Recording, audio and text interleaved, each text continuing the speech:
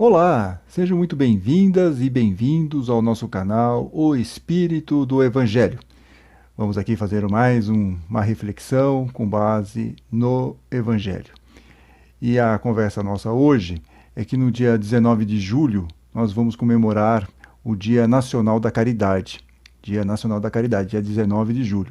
E como todo espírita sabe, uma das principais frases da nossa doutrina, da doutrina espírita é: fora da caridade não há salvação. E essa frase, ela surge de uma maneira muito curiosa. Allan Kardec estava em sua cidade natal, Lyon, lá na França, em 1861. Ele foi para lá para receber uma homenagem, para ser homenageado. Ele já havia escrito tanto o Livro dos Espíritos quanto o Livro dos Médiuns.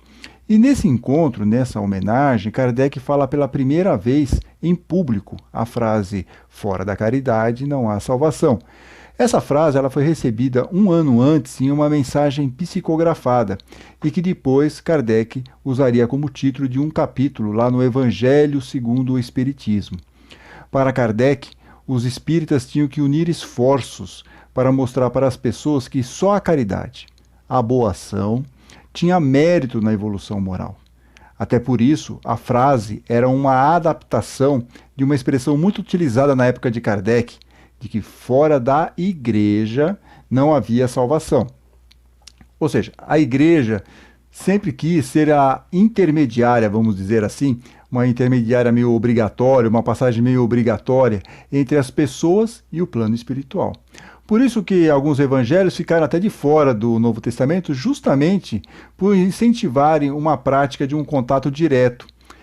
Convido vocês a ouvirem sobre isso uma entrevista que nós fizemos com o escritor e tradutor Rafael Arraes para o podcast O Espírito do Evangelho, que lançamos essa semana, tratando dos evangelhos de Tomé e de Maria Madalena. Falamos muito sobre esse assunto.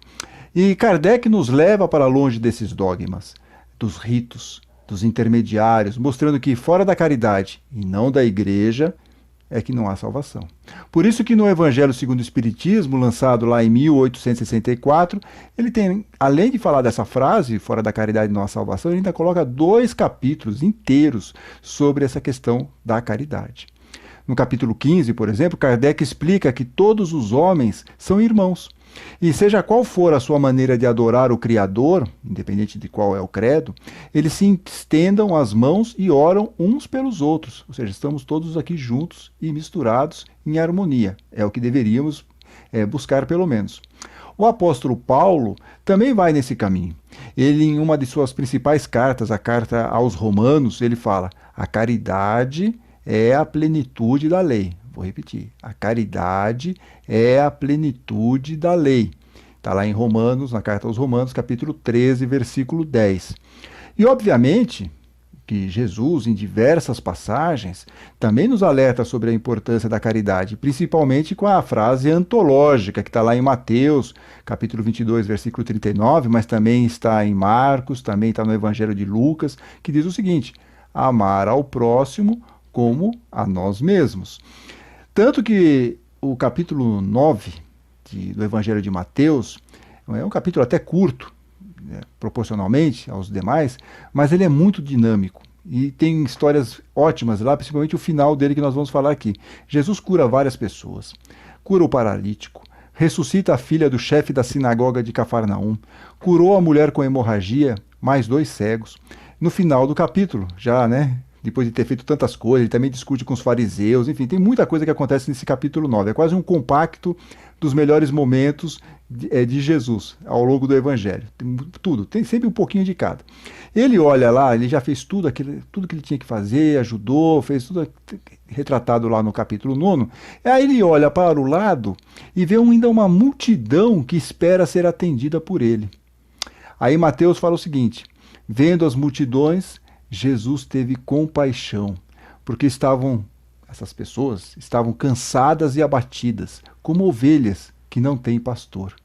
E aí Jesus diz a grande frase: a seara, em alguns lugares a colheita, é grande, mas são poucos os trabalhadores. Em outras palavras, as necessidades de nosso planetinha são enormes e faltam pessoas com mais compaixão, com mais caridade. O que quer dizer compaixão? Se nós formos lá olhar no dicionário Wise, o significado da palavra seria sentimento piedoso, exclusivamente humano, de simpatia para com a tragédia pessoal de outra pessoa, acompanhado do desejo de minorá-la, ou seja, estamos vendo lá uma situação difícil de uma pessoa e vamos tentar ajudar de alguma maneira. Participação, diz aqui o dicionário Wise num outro significado, participação espiritual na infelicidade alheia que suscita, provoca um impulso altruísta de ternura para com o sofredor.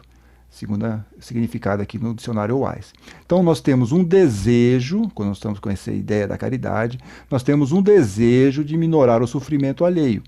Temos um impulso de ternura pelo outro, ou seja, queremos fazer algo, uma ação. A caridade, claro. Então a compaixão vai nos levar a uma ação. E uma grande questão que sempre intrigou os historiadores, é importante nós falarmos um pouco sobre isso, em relação à caridade lá já no início do cristianismo.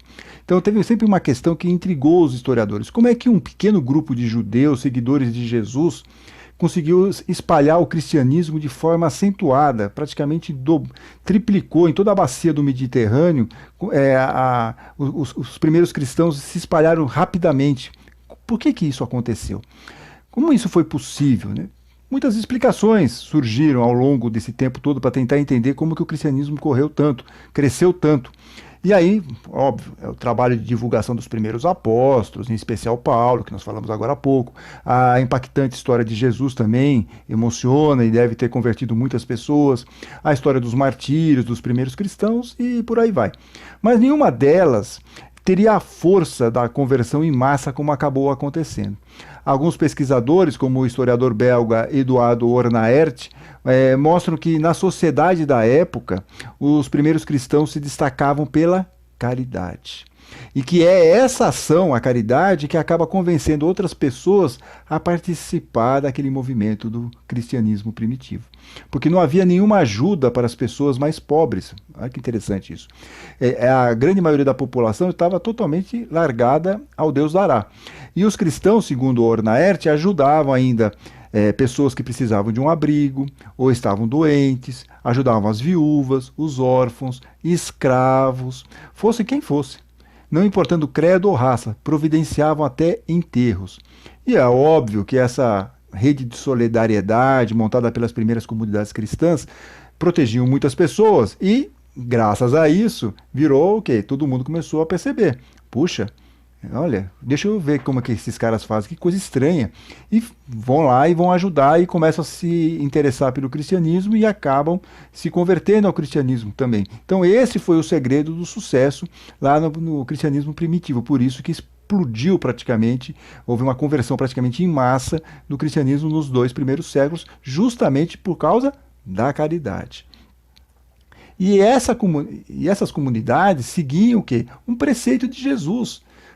Amar ao próximo como a nós mesmos, né? Nós já vimos isso. Seguia simplesmente essa questão. Eles estavam fazendo exatamente aquilo que Jesus já ensinava. Para Kardec, Allan Kardec, os espíritas tinham que unir esforços, né? Como nós já vimos, para mostrar para as pessoas que só a caridade, a boa ação, tinha mérito na evolução moral. É importante a gente frisar isso, porque nós vamos beber lá no cristianismo primitivo. Então Kardec volta com essa informação, aliada aos espíritos de luz, para que nós possamos então entender que se nós queremos uma evolução moral, nós precisamos estar juntos com a caridade. Por isso ele sempre dizia que o espiritismo é aquele cristianismo primitivo redivivo, ou seja, em ação novamente. A caridade, por nos levar à humildade e ao desapego, é um excelente antídoto, nós já falamos isso em exposições anteriores, contra o quê? O orgulho e o egoísmo. Além disso, com essa transformação moral provocada por meio da caridade, nós seremos ajudados pela espiritualidade maior. Os nossos bons espíritos vão se aproximar cada vez mais, vão nos ajudar ainda mais, vão nos dar mais força, mais coragem, vão nos inspirar mais, nós vamos nos aproximar mais desses nossos benfeitores espirituais. No Livro dos Espíritos, na questão 661, os Espíritos de Luz respondem para Kardec: aquele que pede a Deus o perdão de suas faltas, não o obtém se não mudar de conduta. Aí não estavam falando que nós temos que nos aproximar mais dos bons espíritos? Então, essa aqui já é uma indicação. Aquele que pede a Deus o perdão de suas faltas, não o obtém se não mudar de conduta.